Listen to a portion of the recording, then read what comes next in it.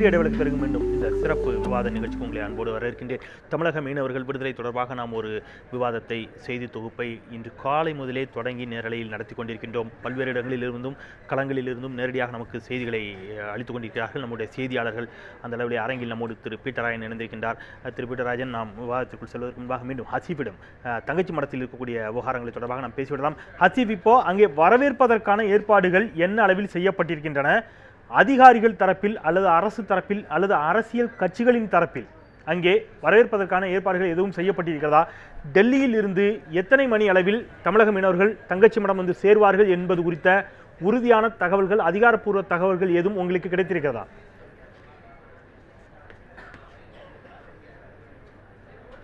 செந்தில், இங்கே இருக்கக்கூடிய மீனவ சங்க பிரதிநிதிகளிடம் பேசும் பொழுதும் மற்றும் கைது செய்யப்பட்ட அந்த 5 மீனவர்களுடைய குடும்பத்தாரிடம் பேசும் பொழுதும் இது தொடர்பாக அரசு தரப்பிலிருந்து அதிகாரப்பூர்வமாக எந்த தகவலும் அவர்களுக்கு கிடைக்கவில்லை என்ற கருத்தை அவர்கள் தெரிவிக்கிறார்கள். குறிப்பாக இந்த 5 பேரும் விடுதலை செய்யப்பட்டது தொடர்பாக கூட அதிகாரப்பூர்வமான தகவல் என்பது அவர்களுக்கு கிடைக்கவில்லை. ஊடகங்களிலிருந்து பார்க்கக்கூடிய தகவலின் அடிப்படையில் தான் அவர்கள் அந்த 5 மீனவர்களை வரவேற்பதற்காக இன்று காலை திருச்சியினுடைய விமான நிலையத்திற்கு சென்றிருக்கிறார்கள். ஆனால் அங்கு சென்றவர்களுக்கும் கூட ஒரு ஏமாற்றம் காத்திருந்திருந்தது. அதாவது திருச்சி விமான நிலையத்திற்கு அந்த 5 மீனவர்களும் அழைத்து வரப்படவில்லை. அவர்கள் கொழும்பிலிருந்து நேரடியாக டெல்லிக்கு அழைத்துச் செல்லப்படுவதாக ஒரு தகவல் அவர்களுக்கு கிடைத்திருக்கிறது. ஆகவே அவர்களை காத்திருந்த அவர்கள், அதாவது திருச்சி விமான நிலையத்திற்கு இந்த மீனவர்கள் வருவார்கள் என்று காத்திருந்த அவர்கள் அங்கிருந்து கிளம்பி விட்டதாகவும் ஒரு தகவல் நமக்கு கிடைக்கின்றது. ஆனால் இவற்றை எல்லாம் தாண்டி இந்த 5 மீனவர்களும் விடுதலை செய்யப்பட்ட இந்த தகவல் என்பது ராமேஸ்வரம் தீவில் இருக்கக்கூடிய அனைத்து மீனவர்களுக்கும் ஒரு மகிழ்ச்சியை தரக்கூடிய ஒரு விஷயமாகவே பார்க்கப்படுகிறது. ஏனென்றால் இந்த 5 மீனவர்களையும் விடுதலை செய்வதற்காக இங்கு இருக்கக்கூடிய ஒவ்வொரு மீனவர்களும் ஏதோ ஒரு வகையில் உதவி இருக்கிறார்கள்.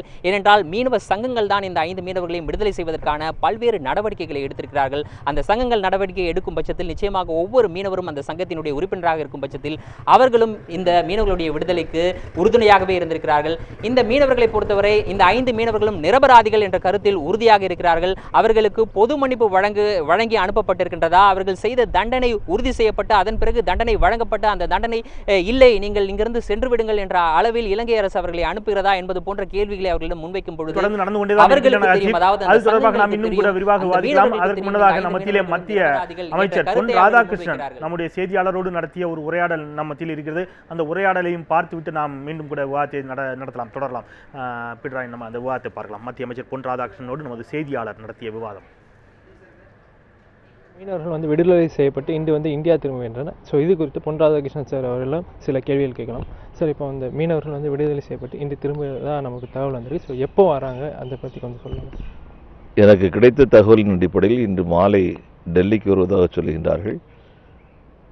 தமிழனுடைய நன்றி உணர்வின் அடிப்படையில் எனது நம்பிக்கை அவர்கள் பிரதமரை சந்தித்து தங்களுடைய நன்றியை தெரிவிப்பார்கள் என்று சொல்லி நான் நம்புகின்றேன். அதனைத் தொடர்ந்து தமிழகத்திற்கு வருகிறது தங்களுடைய இல்லங்களுக்கு செல்வார்கள் என்று நான் கருதுகிறேன். சார், இப்போ பிரதமரை சந்திக்கிறதுக்கான ஏற்பாடுகள் ஏதாவது செய்யப்பட்டிருக்கேன் சார்? என்னை பொறுத்த வரைக்கும் அந்த ஏற்பாடுகள் நான் அதற்கான ஏற்பாடுகளை செய்யவில்லை. அவர்கள் அங்கிருந்து டெல்லிக்கு வருவதாக கேள்விப்பட்டேன். பிரதமர் அவர்களை சந்தித்தார்கள் என்று சொன்னால் நான் மகிழ்ச்சி அடைவேன். காரணம், என்னை பொறுத்த வரைக்கும் அவர்கள் அவருடைய இல்லத்தோடு சேரக்கூடிய காட்சியை பார்க்க நாங்கள் விரும்புகின்றோம். அவர்கள் டெல்லிக்கு பிரதமருக்கு நன்றி சொன்னார்கள் என்று சொன்னால் அது தமிழர்களுக்கு பெருமை நிறைந்ததாக அமையும் என்று கருதுகிறேன். அதை அவர்கள் செய்வார்கள் என்று நான் நம்புகிறேன். நன்றி பொன் ராதாகிருஷ்ணன் அவர்களோடு. திருப்பிட்டாரா, இப்போ அவர் ஒரு விஷயத்தை முன்வைக்கிறார். வருவார்கள் என்று தான் நானும் நினைக்கிறேன். நான் அது தொடர்பான ஏற்பாடுகளை எதுவும் செய்யவில்லை, பிரதமரை சந்திப்பதற்கு தேவையான ஏற்பாடுகளை எதுவும் நான் செய்யவில்லை என்று ஒரு மத்திய அமைச்சரும் சொல்கின்றார். இதை எப்படி எடுத்துக்கிறது? ஒரு தமிழகத்தைச் சேர்ந்த ஒரு மத்திய அமைச்சருக்கும் கூட அதிகாரப்பூர்வமான தகவல்கள் எதுவும் தெரியவில்லை என்று எடுத்துக்கொள்வதா? இதில் என்ன நடந்து கொண்டு, ஏன்னா காலையிலிருந்து வைக்கப்படுகின்ற வாதம் அத்துணை சிறப்பு விருந்தினர்களும் சட்டப்பேரவை உறுப்பினர் ஜவாஹிருல்லா தொடங்கிய இந்த வாதத்தில் நாம் தமிழர் இயக்கத்தினுடைய ஒருங்கிணைப்பாளர் சீமான், வேல்முருகன் போன்ற அத்தனை பேரும் சொல்வது, ஏன் இவர்கள் இதை ஏதோ ஒரு மறைபொருளாக ஏற்றுக்கொண்டிருக்கிறார்கள், ஏன் ஒரு டிரான்ஸ்பரண்டான ஒரு விஷயம் இதில் இல்லை, எத்தனை மணிக்கு வருவார்கள் அப்படிங்கிறத ஏன் வெளியுறவுத்துறை அமைச்சகம் சொல்லவில்லை, மத்திய அரசு ஏன் அறிவிக்கவில்லை அப்படிங்கிற ஒரு விஷயத்தை அவங்க தொடர்ந்து வைக்கிறாங்க. ஒரு மத்திய அமைச்சரும் கிட்டத்தட்ட அதே மாதிரியான ஒரு கருத்தை வைக்கிறாரோன்னு தான் தோணுது. நீங்கள் எப்படி பார்க்குறீங்க இதை? பாரத பிரதமர் அவர்கள் வெளிநாட்டிலிருந்து இப்பொழுதுதான் திரும்பி வந்திருக்கிறார். இந்த நிலையிலே, அதாவது அவரை சந்திப்பு, அதாவது அவருடைய புரோகிராம் என்னவென்று சரியாக தெளிவாக தெரியாததனால் இந்த குழப்பமான நிலை நீடித்திருக்கிறது. அது மாத்திரமல்ல, பாரதிய ஜனதா கட்சியை பொறுத்தளவில் அதாவது பாரத பிரதமரை சந்தித்தால் அதாவது பாரத பிரதமருக்கு இவர்கள் நன்றி சொல்லுகிறார்கள், இதையெல்லாம் அதாவது அரசியல் நோக்கங்கள் உண்டு.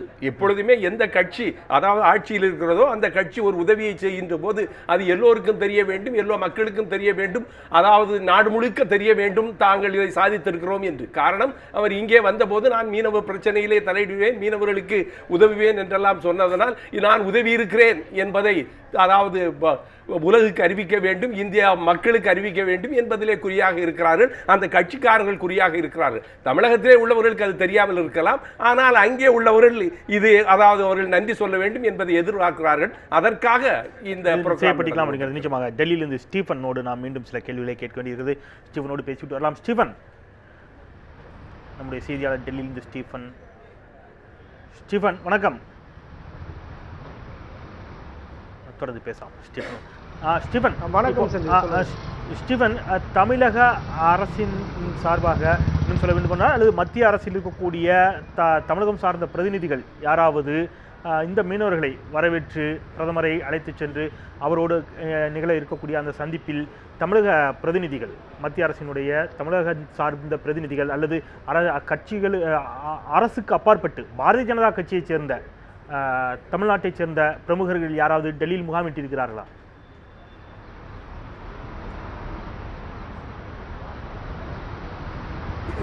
நிச்சயமா செந்தில், அப்படி முகாமிட்டிருப்பதற்கான வாய்ப்புகள் அதிகமாக இருக்கிறது.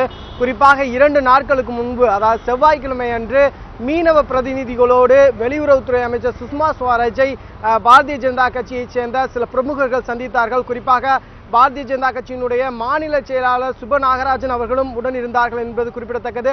ஆகவே 2 நாட்கள் முன்புதான் அவர்கள் சந்தித்தார்கள். ஆகவே நிச்சயமாக அவர்கள் இந்த விடுதலை செய்யப்பட்டு வர இருக்கக்கூடிய இந்த 5 மீனவர்களையும் நேரில் விமான நிலையத்தில் சந்தித்து பேசுவார்கள். அதன் பிறகாக பிரதமர் மோடியை அவர்கள் ஒருமித்தமாக சேர்ந்து பார்ப்பார்கள் என்று தெரிகிறது. அதற்கு அடுத்தபடியாக தமிழகம் திரும்புவதற்கான வாய்ப்புகள் அதிகமாக இருக்கிறது. இது ஒரு அரசியல் நடத்துவதற்கான அரசியல் முயற்சியாக கூட இருக்கலாம் என்ற ஒரு கருத்து தற்போது நிலவி வருகிறது. செந்தில், நன்றி ஸ்டீஃபன், தொடர்ந்து இணைந்திருங்கள். திரு பீட்டர், இந்த விவகாரத்தை பொறுத்தளவிலே 2 நாடுகளுக்கு இடையிலான ஒப்பந்தங்கள், கடல் சார்ந்த ஒப்பந்தங்கள் மீறப்பட்டு கொண்டிருக்கின்றன அப்படிங்கிறது தொடர்ந்து உங்களை போன்றவர்கள் வைக்கக்கூடிய ஆதங்கமும் குற்றச்சாட்டுமாக இருக்கிறது. இது அரசியலாக்கப்படுகின்ற பிரச்சனையாக இல்லாமல் இதற்கான நிரந்தர தீர்வு அப்படிங்கிறது தொடர்ந்து பல ஊடகங்களிலும் பல மேடைகளிலும் பேசப்பட்டு கொண்டே வந்து கொண்டிருக்கக்கூடிய ஒரு விஷயம். இதற்கான நிரந்தர தீர்வு எட்டக்கூடிய சூழல் தற்போது கணிந்திருக்கிறதாக இதன் மூலம் நாம் எடுத்துக்கொள்ளலாமா? நிரந்தர தீர்வாக நீங்கள் எதை நினைக்கிறீர்கள்? மோடி அரசாங்கத்தால் அதை பெற்றுத்தர முடியும் அப்படிங்கிற நம்பிக்கை இந்த விவகாரத்தின் மூலமாக உங்களுக்கு எழுந்திருக்கிறது என்று எடுத்துக்கொள்ளலாமா? அப்படி எடுத்துக்கொள்ள முடியாது. இந்த பிரச்சனையில் மோடி அரசு, அதாவது மோடி தமிழகத்துக்கு வந்தபோது நான் மீனவர்களுக்கு உதவுவேன் என்று சொன்னதன் காரணமாக முன் வந்து இந்த உதவியை செய்திருக்கிறார். அதாவது அந்த பிரச்சனையை பொறுத்த மட்டில் இவர்கள் ஒரு கொள்கை முடிவுகளை எடுக்க வேண்டும். தமிழக அரசை பொறுத்தவரையில் அவர்கள் ஒரு கொள்கை முடிவோடு இருக்கிறார்கள். அதாவது தமிழக மீனவர்களுக்கு எல்லை தாண்டி மீன் பிடிக்கிறதற்கு உரிமை இருக்கிறது, அதே மாதிரி கச்சைத்தீவு நமக்கு சொந்தமானது, அதை மீட்டே ஆக வேண்டும் என்ற அந்த கொள்கை முடிவுகள். அப்படி இருக்கின்ற போது இது தமிழகத்திலே மீனவர்களுக்கு தொடர்ந்து அதாவது இந்த பிரச்சனை 30 ஆண்டுகளுக்கு மேலாக நடந்து கொண்டிருக்கிறது. இதிலே அவர்கள் கொள்கை முடிவுகளை எடுக்க வேண்டும். அதாவது இவர்களுக்கு எல்லை தாண்டி மீன் பிடிப்பதற்கு உரிமை இருக்கிறதா, இந்த அளவிலே ஒப்பந்தங்கள் என்ன சொல்லுகின்றன, இவைகளெல்லாம் ஆய்வு செய்து இவர்கள் முடிவு செய்துகின்ற போதுதான் இந்த பிரச்சனைக்கு தீர்வு காண முடியும். அந்த முடிவுகளை அவர்கள் அறிவிப்பு செய்ய வேண்டும். அப்பொழுதுதான் இவர்கள் சாதனை செய்திருக்கிறார்கள் என்று கருத முடியுமே ஒழிய இது ஒரு பெரிய சாதனை என்று சொல்ல முடியாது. காரணம், அதாவது இது திட்டமிட்டு நடத்தி வருகிறார். அதாவது இலங்கை அரசு திட்டமிட்டு இந்த செயல்களை நடத்தி வருகிறது. முதலிலே நூற்றுக்கணக்கான மீனவர்கள் கொல்லப்பட்டார்கள், ஆயிரக்கணக்கான மீனவர்கள் ஊனமுற்றார்கள், பல 100 கோடி பெருமான இவர்களது சொத்துக்கள் கடலிலே மூழ்கடிக்கப்பட்டன. அது திட்டமிடப்பட்டது. அதன் பிறகு 2008 இங்கே வந்து ஒப்பந்தம் செய்து கொண்டார்கள், அதாவது நாங்கள் இனி சுட மாட்டோம் என்று. அதன் பிறகு அவர்கள் ஸ்ட்ராட்டஜி மாறி போனது. எப்படி என்றால் இவர்களை பொருளாதார அளவிலே சீரழிக்க வேண்டும் என்று. பொருளாதார அளவிலே அவர்கள் படகுகளை சேதப்படுத்துவது, அவர்களை வலைகளை வெட்டி எடுத்துவது, அவர்களை தொழில் செய்ய விடாமல் ஆக்குவது, இப்படி செய்தார்கள். அதன் பிறகு இப்படி அதாவது இவர்கள் மீது பொய்யான குற்றச்சாட்டுகளை நிரூபித்து அதன் மூலமாக அவர்களுக்கு தண்டனை வழங்கி அதன் மூலமாக தடுக்க வேண்டும் அவர்கள் எல்லை தாண்டி வருவதை என்று அவர்கள் முடிவு செய்து இப்படி நிறைவேற்றிக் கொண்டிருக்கிறார்கள். இதற்கு அதாவது மத்திய அரசு தான் முடிவு கட்ட வேண்டும். மாநில அரசு இதிலே வந்து குறிப்பிட்டார். ஏன் இதை கேட்டேன் அப்படின்னா, இன்றைக்கு 3வது முறையாக இலங்கை உச்சநீதிமன்றத்தால் அங்கீகரிக்கப்பட்டு சட்ட திருத்தம் கொண்டு வரப்பட்டு 3வது முறையாக அங்கே ராஜபக்சே அதிபராக நிற்பதற்கான ஒரு சூழல் உருவாகி இருக்கிறது. இன்றைக்கு அவர் அதற்கான பூர்வாங்க பணிகளை தொடங்கிவிட்டார், ஆதாரப்பூர்வமாக வந்திருக்கக்கூடிய செய்திகள். இந்த அடிப்படையில் அங்கே ராஜபக்சேவும் இங்கே மோடியும் இருக்கக்கூடிய ஒரு சூழலில் இந்த பிரச்சனையில் 2 பேரும் பேசி ஒரு சுமூக தீர்வை எட்டியிருக்கிறார்கள் என்று சொன்னால், இந்த பிரச்சனைக்கு நீங்கள் ஏற்கனவே காங்கிரஸை மிக கடுமையாக சில விமர்சனங்களை வைத்தீர்கள். அந்த பார்வையிலிருந்து விலகி இப்பொழுது இதற்கு ஏன் நிரந்தர தீர்வு எட்டக்கூடிய ஒரு சூழல் இல்லை என்று எடுத்துக்கொள்ள வேண்டும். ஒன்று. இன்னொன்று, சுப்பிரமணியன் சுவாமி போன்றவர்களை தொடர்ந்து விமர்சிக்கக்கூடிய மீனவ அமைப்புகளாகட்டும் அல்லது மற்ற தமிழ் தேசிய இயக்கங்களாகட்டும் ஏதோ ஒரு வகையில் சுப்பிரமணியன் சுவாமி சொல்லுகின்ற ஒரு விஷயம் நடந்து கொண்டிருக்கிறது அப்படிங்கிற ஒரு வாதத்தை வைக்கிறாங்க. ஏன் அதை பாசிட்டிவாக எடுத்துக்கூடாது? அவர் சொல்லக்கூடிய ஒரு விஷயம் நடந்திருக்கிறது, அதன் மூலமாக மீனவர்கள் விடுதலை செய்யப்பட்டிருக்கிறார்கள் என்று சொன்னால் அது மகிழ்ச்சியானது தானே. இங்கே இருக்கக்கூடிய மற்ற கட்சிகளால் செய்ய இயலாத ஒன்றை யாரோ ஒருவர் செய்கிறார் என்று சொன்னால் அதில் தவறாக என்ன எடுத்துக்கொள்ள முடியும் அப்படிங்கிற ஒரு வாதம் வைக்கப்படுகிறது. நிச்சயம் நான் தவறாக எடுத்துக்கொள்ளவில்லை. அதாவது பாரத பிரதமர் அவர்கள் அதாவது இந்த 5 மீனவர்களை மீட்டு கொண்டது பெரிய சாதனையாகத்தான் நினைக்கிறேன். ஆனால் நிரந்தர தீர்வு காண்பேன் என்று அவர்கள் சொன்னதால் அந்த நிரந்தர தீர்வுக்கான அவர்கள் படிப்படியாக முயற்சி எடுத்துக்கொள்ள வேண்டும் என்பதுதான் எனது ஆதங்கம். அதாவது ஜனவரி மாதம் பெரும்பாலும் அதாவது பாரத பிரதமர் அவர்கள் இலங்கைக்கு செல்வதாக கேள்விப்படுகிறோம். இந்த நிலையிலே இதற்கு பேசி தீர்வு காண வேண்டும். அதாவது இவர்களை பொறுத்தமட்டில் மீனவர்களும் அதாவது இலங்கை மீனவர்களும் தமிழக மீனவர்களும் இதற்கு பேசி தீர்வு காண வேண்டும் என்றால் இது மீனவர்களுடைய பிரச்சனை அல்ல, ஒரு தேசத்தின் பிரச்சனை, அதாவது இந்திய மக்களின் பிரச்சனை. எனவே 2 அரசுகளும் சேர்ந்துதான் ஒப்பந்தங்கள் என்ன என்ற அடிப்படையிலே இவர்கள் அதாவது அதற்கான முடிவை காண வேண்டும். அதாவது தொடர்ந்து இந்தியா இலங்கை உறவை அதாவது சுதந்திர காலத்திற்கு முன்பிருந்து நீங்கள் பார்த்தீர்கள் என்றால் அதாவது இலங்கை தொடர்ந்து இந்தியாவை ஏமாற்றி வந்திருக்கிறது என்பதுதான் உங்களுக்கு தெரியும். அதாவது இந்தியா சுதந்திரம் பெறுவதற்கு முன்பாக லட்சக்கணக்கான தமிழர்கள் அங்கே அழைத்து செல்லப்பட்டார்கள். அதாவது அவர்கள் வலுக்கட்டாயமாக அங்கே அழைத்து செல்லப்பட்டார்கள். அவர்கள் அதாவது அங்குள்ள காடுகளை அழைத்து தேயிலை தோட்டங்களையும் ரப்பர் தோட்டங்களையும் உருவாக்கினார்கள். அது ஒரு தனி வரலாறு. நிச்சயமா அதற்கான அது ஒரு மிக அருமையான விவாதம் தான். நமக்கு நேரம் அனுமதிக்கிறது. மிக நிறைவாக என்னுடைய கேள்வி என்னன்னா, இப்போ இது 2 தேசங்களுக்கு இடையிலான பிரச்சனை அப்படி நீங்க பதிவு செஞ்சீங்க.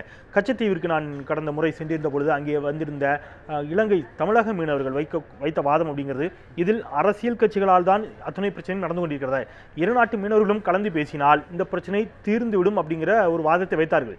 2 நாட்டு மீனவர்களும் கலந்து பேசுவதற்கான ஒரு கூட்டத்தையும் கூட அங்கே ஏற்பாடு செய்யப்பட்டிருந்தது. ஆனால் அந்த கூட்டத்தில் தமிழக மீனவர்கள் வந்து கலந்து கொண்டதாக எனக்கு தெரியவில்லை. இது தொடர்ச்சியாக நடைபெற்றுக் கொண்டிருக்கிறது அப்படின்னு சொன்னால் இலங்கை தமிழக மீனவர்கள் பேச்சுவார்த்தைக்கு தயாராக இருக்கிறார்கள், தமிழக மீனவர்கள் அதை புறக்கணிக்கிறார்கள் அப்படிங்கிற ஒரு வாதம் தொடர்ந்து முன்வைக்கப்படுகிறது. இது உண்மையா? நிறைவாக சுருக்கமாக. அதாவது நீங்கள் சொல்வது எனக்கு அந்த தகவல் தெரியும். டக்ளஸ் தேவானந்தா இதற்காக முயற்சி எடுத்துக்கொண்டார். அப்பொழுது அங்கே சென்றவர் ஜேசு ராஜா, அவர் எங்களது அமைப்பிலே உப தலைவராக இருக்கிறார். அவர் அங்கே சென்றிருந்தார். அவர் என்ன பதில் சொன்னார் என்றால், இதை நீங்கள் முன்பாகவே எங்களுக்கு சொல்லி இருந்தால் அனைத்து மீனவ அமைப்புகளிடம் நாங்கள் பேசிவிட்டு இங்கே வந்து உங்களுக்கு கருத்து சொல்லி இருப்போம். நீங்கள் முன்பாக வந்து நாங்கள் இங்கே அதாவது அந்தோனியாரை தொழுவதற்காக வந்திருக்க இடத்திலே வந்து இதை பேசி தீர்க்கலாம் என்று சொல்லுகிறீர்கள். இதற்கு அதாவது அனைத்து மீனவ அமைப்புகளிடம் நான் இது வாய்ப்பை நீங்கள் எனக்கு வழங்கவில்லை என்று அவர் தெளிவாக சொன்னார். இருந்தாலும் அதற்கான ஒரு மீண்டும் முறையாக திட்டமிட்டு ஒரு தேதி ஒதுக்கப்பட்டு இது போன்ற பேச்சுவார்த்தைகள் நடத்தப்பட்டால் பிரச்சனை தீர்வதற்கான வாய்ப்புகள் இருப்பதாகவே தான் உங்களுடைய பார்வையில் தோன்றுகிறது. அதாவது மீனவர்களும் பேச வேண்டும், அதன் அடிப்படையிலே 2 அரசுகளும் முடிவெடுக்க வேண்டும். 2 அரசுகள் முடிவெடுக்காமல் இந்த பிரச்சனைக்கு தீர்வு காண முடியாத காரணம் அவர்கள் அரசியலுக்காக சில பிரச்சனைகளை முன்வைத்துக் கொண்டிருக்கிறார்கள். பிரச்சனைகளுக்கு தீர்வு காண வேண்டும் என்று எந்த அரசுக்கும் இருப்பதாக எனக்கு தெரியவில்லை. ஆனால் மோடி அரசை நான் நம்புகிறேன். இவர்கள் இந்த பிரச்சனைக்கு தீர்வு காண்பார்கள் என்ற நம்பிக்கை எனக்கு இருக்கிறது. உங்கள் நம்பிக்கை பலித்தால் அது எங்களுக்கும் நல்லது. வாழ்த்துக்கள் திரு பீட்டராயன். உங்களுடைய தொடர்ச்சியான பணிகளுக்கு மத்தியில் எங்களோடு இணைந்து உங்கள் கருத்துக்களை பகிர்ந்து கொண்டீர்கள். தங்கச்சி மடத்திலிருந்து எங்களுக்கு நேரலையில் கருத்துக்களை அங்கிருந்து களத்தில் பதிவு செய்த செய்தியாளர் ஆசிஃபுக்கும் ஸ்டீஃபன் டெல்லியிலிருந்து தகவலை அளித்தார். அவருக்கும் நன்றி தெரிவித்து இந்த சிறப்பு விவாத அமர்வை இந்த அளவில் நிறைவு செய்கின்றேன். தொடர்ந்து இணைந்திருங்கள் நியூஸ் 7 தமிழோடு.